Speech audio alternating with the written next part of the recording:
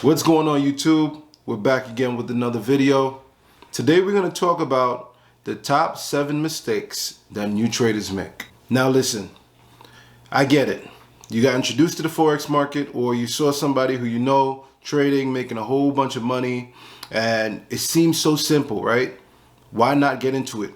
Where has this thing been all my life? This is what I'm going to do to get rich. Right mindset.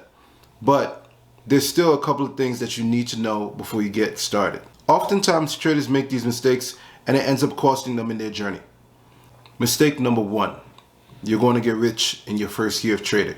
Now, while I won't use the word impossible, I'm going to say that's very, very unlikely. You have to understand, trading is one of the most difficult fields to make it in. As a matter of fact, 93% of traders fail. That's the reality. So in order to make it through trading is going to take some time, and it's going to take some hard work. And hard work for a year, to be honest, is not enough. Where it will be valuable and you will get much further than where you are as a trader just starting, it still is going to require much more time to get yourself to a level where you're really consistently making profits and big profits in the market. Okay. And it's also important to note, on average, traders take about 3 to 4 years before they start seeing consistent profits in the market. Okay. So that is a timeline that you'll find consistently amongst professional traders, amongst traders that you look up to, that you follow on IG. A lot of them have figured it out around that 3-4 year range. There's always going to be anomalies, always going to be a trader who is going to say that they figured it out their first year. And there's traders that figured it out their 10th year. Okay. But on average, you're looking at 3 to 4 years, which means your first year thinking that you're going to be a millionaire, those are unfair expectations to the work that is required to actually make it in trading. Okay. So be fair to yourself. Don't think about the millions, as crazy as that sounds. And I know that's probably why you might be even getting into it, but that will come so long as the work is being put in consistently. Mistake number 2. Paying too much attention to traders on Instagram. And I know it's very attractive, the lifestyle, right? The Lamborghinis, the luxury cars, the houses, just the party lifestyle, being able to afford what you want, having your time in your own hands.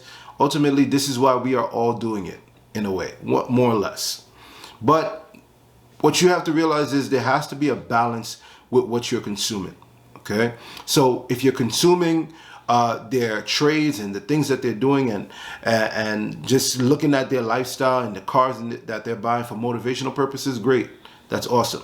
What you don't want to do is get so lost on IG and get to a place where you're just visualizing becoming them. You need to visualize becoming you, okay? Becoming the best version of you. That's what's most important. And ultimately, those big days that they're having, those 6-figure days, even 7-figure days for some traders, you will eventually get there. But don't force your way there because you see your favorite trader making it there. They are very trained in what they're doing, and they have much experience in what they're doing as well. So use them for motivation, not necessarily for imitation. Okay. Number 3, trying to flip an account. Now, I'm sure you've seen this from traders that you follow on IG or traders that you watch on YouTube. They talk about taking an account from $100 to $1,000, or flipping it from $200 to $20,000. Now, I'm not here to tell you that that's not true. That is very much possible, and in all likelihood, it could very well be true. The missing element, though, to this is that $100 flip, that $200 flip, or that $1,000 flip was not their last dollar. That makes a big difference. Trading, where there is a portion of it where you have to understand fundamental and technical analysis, that is true. But the largest part of trading will forever be psychology. And when your psychology in the market, going into the market, is that this is my last dollar, right? What's in my account is all I have, and I have nothing less. You trade much more differently than if you had expendable money. okay, where you're trading much more comfortable. So when these traders are able to do these account flips, we have to understand whether they flip the account or not, they would be just fine. So trading with no pressure at all oftentimes can lead to some really great results for these traders, allowing them to flip these accounts the way they do. Now, again, going back to the imitation part, when you try to imitate that with your last dollar, what often happens is you're going to end up blowing your account. Mostly because you're not at the experience level that these traders are at, but also because you may not have the size account that they have and expendable amounts of money that they have as well. Number 4, blaming the market.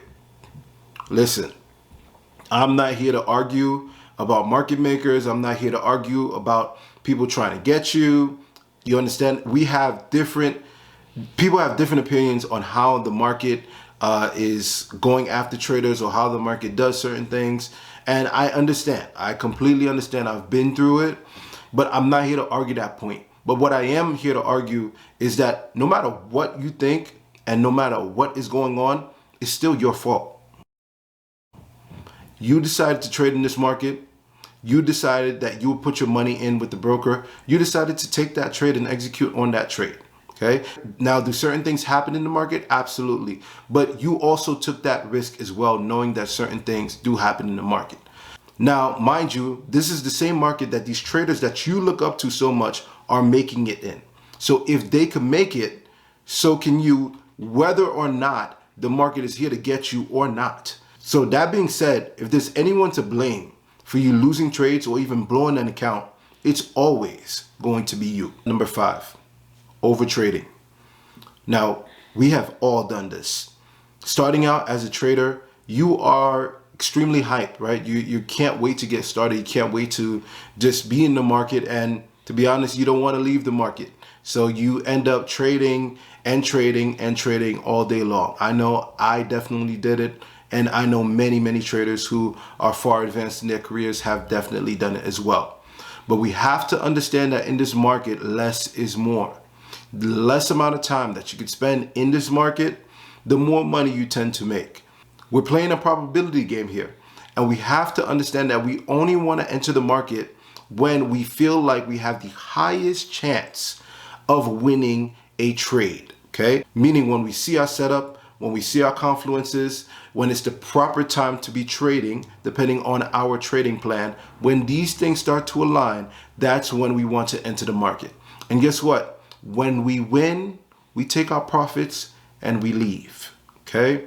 It's very important to have those rules set aside, whether you're going to take 2 wins, you're going to take 2 trades, or you're going to cut it off after 2 losses, whatever your trading plan says, you need to stick to that and you need to limit your exposure to the market. Okay, I know the temptation of overtrading and thinking that you're going to make more money, but in the end, it's only going to burn you. Less is more, trust me. And that also falls in line with the amount of pairs that you're trading as well. Okay, you ever heard that quote, you're a jack of all trades and a master of nothing? It's the same thing in the market. If you're trying to trade so many different pairs, you never get to mastery level when it comes to a specific or a couple of specific pairs. And it's a beautiful thing to get to a level of mastery because you get to a point where you can trade that pair in any season and make money in any season. So remember, less is more. Stop overtrading. Number 6, stop overleveraging. I know the temptation to try to make more money by risking more. But the reality is this is one of the major Achilles heels for small account traders. When your account is small, the temptation to go and try to get more from the market and over leverage and risk more is very high. So if I have a $200 account and I make $20, more than likely I'm not going to be satisfied as a small account trader because it's just $20, right? But you forget to keep in mind that you made 10% of your account, which is a very difficult thing to do. That is huge. There's no difference to the trader with a $200,000 account making $20,000 on that trading day. You both made the same percentage. The only difference was the trading account size. Now, if you maintain a healthy level of risk, right? You're not over leveraging, meaning you're risking 1 to 2%. And you can maintain that over time. Exponentially, you'll see your account start to grow, especially if you're a profitable trader, right? But if you're always over leveraging, you may win a trade here or there, but that loss is going to be massive, and it'll take you back to step one, if not completely blow you out. Over leveraging will never get you to where you need to be. So trust me, no matter what, do not over leverage. It's only going to help you in the end if you could stay within a healthy risk level and slowly build your account. And before you know it, your account will be so much bigger than it was before that 1 to 2% on a big account will be just fine for you, and you're good to walk away. Number 7, you have to respect the process. And this encompasses a lot of all of the other steps that I was talking about. Oftentimes, new traders have a lack of respect of the process to becoming a profitable trader. We have to understand, as attractive as this lifestyle is, if it was in any way easy, any way at all, every single person would be a trader. But it is not easy whatsoever. So coming into the market with the wrong expectations that you're going to get this done within a year, expectations that you're going to get this done in 3 months, is just a lack of respect of the process. The traders that you're looking at on Instagram, on YouTube, etc., these guys have been putting in work for years. And I'm not talking about a little bit of work. I'm not talking about work here or there. I'm talking about every day showing up, taking losses, taking a beating, but not giving up for years. That's what it takes to make it. You have to understand this is the long game. There is no get rich quick here. And if that's what you were looking for, you can log off right now. That's not what you're going to find here. If you want to make it in this market, you have to understand that you have to put in the work consistently. That's the only way that you get to the level that these traders are at. No matter who you are, no matter where you come from, if you want to make it here, you're going to put in the work one way or another. So I hope these 7 tips were very helpful to each and every one of you. Please take a look at these tips, especially if you're a new trader. As tempting as it is, if you can avoid these 7 mistakes, you will make your process so much easier into your journey in becoming a very profitable trader. I hope you enjoyed the video. Please like, share, and subscribe. Till next time. Peace.